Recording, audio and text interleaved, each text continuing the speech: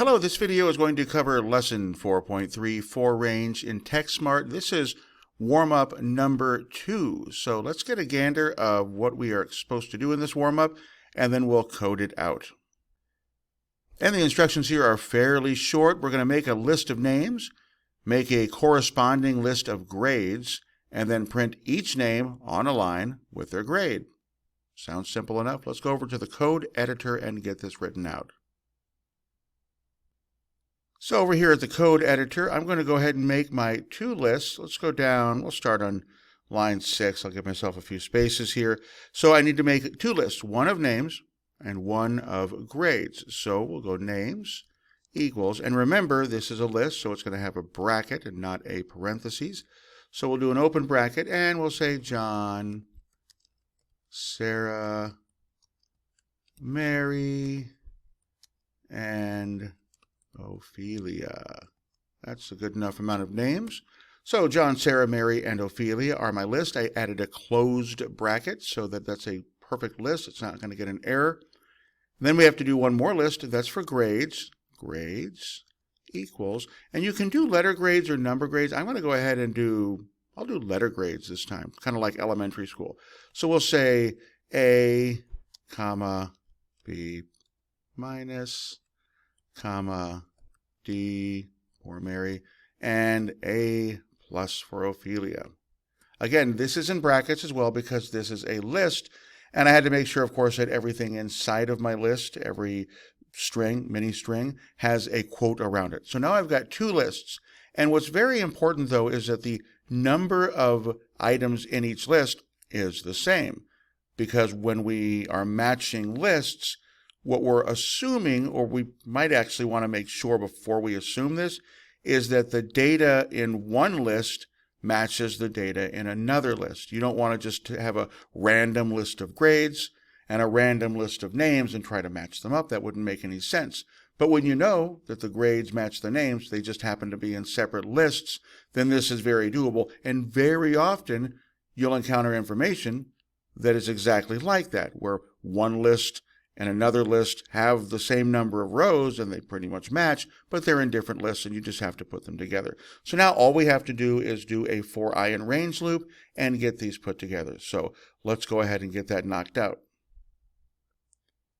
Now there's a couple ways of approaching this. We're going to write this out, for I in range, and then all we're looking for here is a limit, like how many.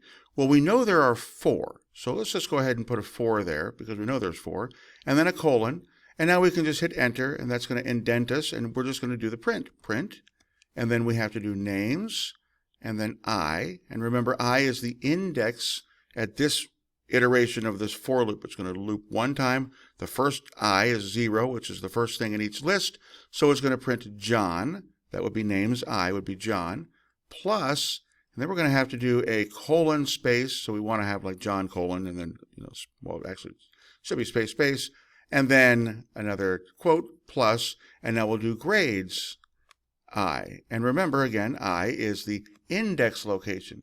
So the first I is 0, because we go 0, 1, 2, 3, that's 4 things, and so it would be John for names, and A for grades. That would be the first I. Then the second time it goes through the loop, I would be 1, so that would be Sarah and B minus. Then the third time it goes through the loop, I would be 2, and that would be Mary and a D.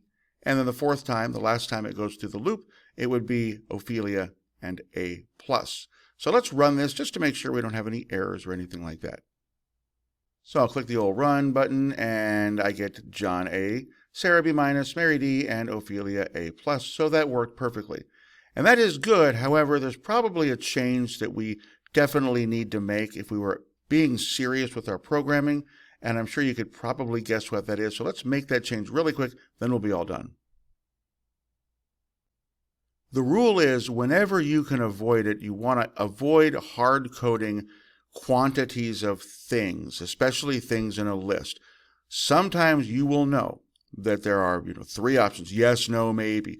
You might know that. Then that's kind of okay. But otherwise, any list that's got something like this, even if you only have 4 kids in your class, well, maybe the next year you're going to have 5. and you're going to have to come back in and change this number. So it's better to not have this number here and in fact programmatically find the number by just doing len or length of names.